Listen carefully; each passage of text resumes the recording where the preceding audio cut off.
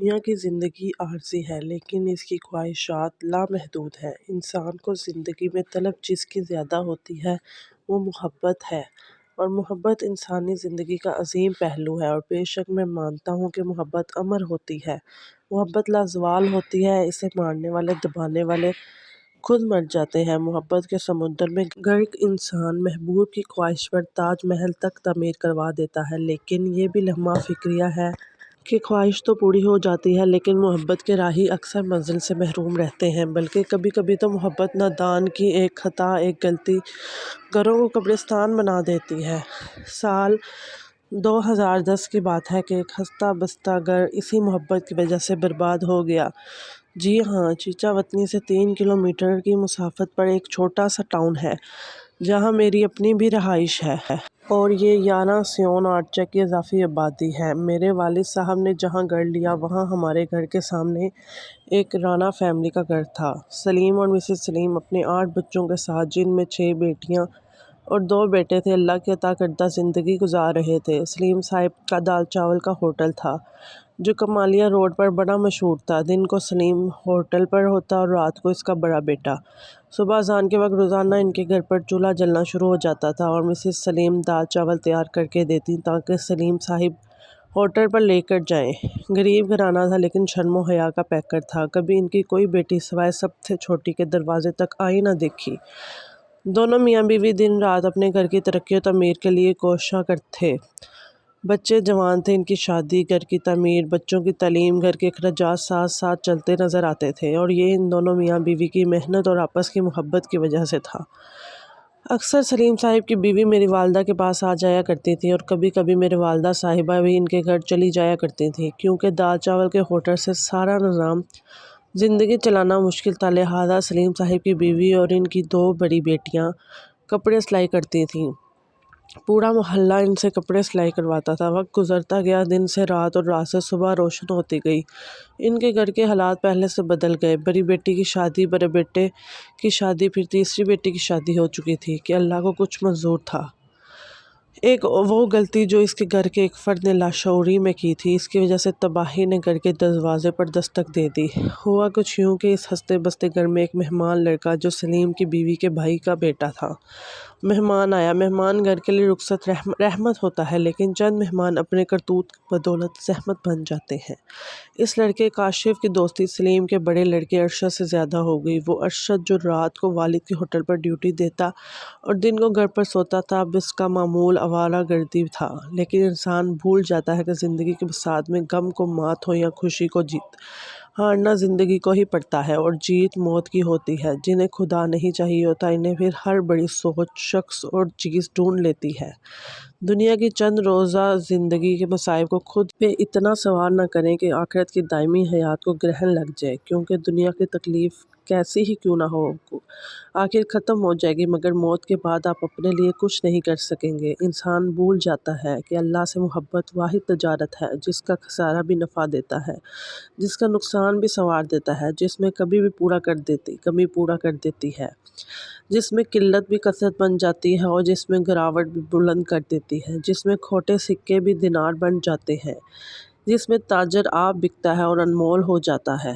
ارشد بھی بھول گیا کہ کچھ اطراف کشتی جہاں پر بوجھ کی مانند ہوتے ہیں، انہیں بروقت اظہار کر کے اتار دینا چاہیے تاکہ موت کے کنارے کا سفر آسان ہو جائے۔ سسکتی ہوئی سانسوں اور سلگتی ہوئی جھاڑیوں میں کوئی شور تو نہیں ہوتا، مگر چھیڑنے اور جھنجھوڑنے پر جو لاوا نکلتا ہے سب جلا کر راکھ کر دیتا ہے۔ ارشد کی مدد سے یا غیر مدد، لیکن اس کے کزن کاشف نے محلے کی ایک لڑکی کو گھر سے بھگا کر فرار ہو گیا۔ یہ وہ عمل تھا جس کی وجہ سے باشرم و حیا گھرانے کے دروازے پر ذلت و رسوائی نے دستک شعور برپا ہو گیا۔ ہجوم انسان میں کسی نے کیا کہا، سلیم کو یہ اس وقت کا منظر آسمانی جانتا ہے، لیکن مہمان کے عمل سے بے خبر سلیم اور اس کی بیوی، لیکن باخبر اس کا بیٹا اپنی گھر کی تباہی اپنی آنکھوں سے دیکھ رہا تھا۔ کاشف بے شک لڑکی اور اس کی مرضی سے لے گیا ہو، لیکن قیامت ٹوٹ گئی۔ سلیم کے گھر پر پنچایت ہوئی، سلیم کو طعنے سننا پڑے، لوگوں تلخ سوالوں کے جوابات دینے پڑے۔ لڑکی کی برادری نے یہاں تک کہا کہ ہم تیری بیٹی اٹھا لیں گے۔ سلیم پنچایت سے تو واپس آ گیا، لیکن خاموش، کبھی کاشف سے رابطے کی کوشش کرے تو کبھی ارشد کی طرف لاچار نظروں سے دیکھتے ہوئے اپنی شرم و حیا والی بیٹیاں سامنے روتی دکھائی دیں۔ سلیم کی بیوی نے لوگوں کے سامنے قرآن اٹھا کر کہا کہ اسے اور سلیم کو کچھ پتہ نہیں، لیکن وہ ان کے ساتھ ہر وہ ممکن تعاون کرنے کو تیار ہیں۔ لیکن لڑکی کے خاندان والے بھی لوگوں کی باتوں سے تنگ خاموش کھڑے تھے۔ آخرکار پنچایت سے ملنے والے 2 دن کی مہلت کو غنیمت سمجھتے ہوئے سلیم نے اپنے آباد گھر کو رات کی تاریکی میں ویران کر دیا اور خاموشی سے اپنے بچوں کو ہجرت کروا دی اور خود ناکردہ گناہ کی سزا کے لیے رک گیا۔ ادھر کی بیوی بچوں کو لے کر جا چکی تھی محفوظ مقام پر، لیکن گھر بے دخل، لوگوں کی باتیں عزت کو ذلت میں بدلتا دیکھ کر اپنے حواس کھو گئی۔ ہارٹ اٹیک کی وجہ سے موت ہو گئی۔ ارشد ماں کی موت، بہن اور بھائی کے بے گھر، باپ کی عزت خاک ہوتے دیکھ سکتہ میں جا چکا تھا۔ سلیم نے بیوی کی وفات پر حوصلے سے اللہ کی آزمائش کو برداشت کیا، بیوی کو دفنایا اور لڑکی کی تلاش میں نکل گیا۔ آخر 3 دن کی کوشش سے لڑکی والوں کو لڑکی واپس کی، ہاتھ جوڑ کر معذرت کی، گھر کو فروخت کیا اور دکھی دل سے خود بھی ہجرت کر گیا۔ یہ ایک مہمان کی غلطی سے، دنیاوی محبت سے پیدا ہونے والی صورتحال جو خطرناک کہانی کا رخ اختیار کر گئی، یہ سبق دیتی ہے کہ دوسروں کو پڑھنے اور سمجھنے کے بجائے خود اپنی ذات کو سمجھنا زیادہ ضروری ہوتا ہے۔ اللہ سے ہر وقت عافیت اور رہنمائی مانگتے رہنا لازم ہے، کیونکہ بسا اوقات پھانسی کے پھندے پر بھی پھول لپٹے ہوئے ہوتے ہیں۔ انسانی شخصیت کی نشوونما اس وقت رک جاتی ہے جب آدمی خود کو کامل سمجھتا ہے۔ ایک انسان کو بہترین انسان بناتا ہی اسلام ہے۔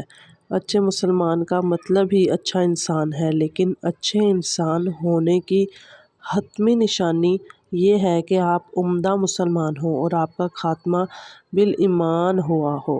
ورنہ کفر کی زندگی اور موت بظاہر کیسی ہی اچھی کیوں نہ ہو، اللہ کے نزدیک آپ بدترین انسان ہیں، کیونکہ آپ اللہ کے بندے نہ بن سکے۔ حالات جیسے بھی ہوں، اپنے بچوں کی پرورش دین اسلام کی روشنی میں کریں تاکہ آپ کے بچوں کی ایک غلطی، ایک خطا کسی کے گھر کی بربادی کا باعث نہ بن جائے۔ یاد رکھو کہ شدید دکھ اور انتہائی خوشی، یہ 2 حالتیں بڑی دھوکہ باز ہیں، مگر ان کے لیے جو اللہ کی حکمتوں پر بھروسہ رکھتے ہیں، کیونکہ دل کی حالت تو بدل جاتی ہے لیکن دل کی حقیقت نہیں بدلتی۔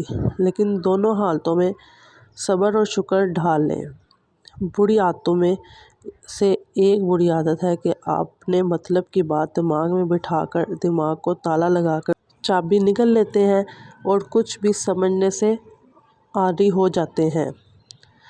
جس طرح کولی کا سامان کسی اور کا سامان ہوتا ہے، اس دنیا میں کچھ بھی کسی کی ملکیت نہیں۔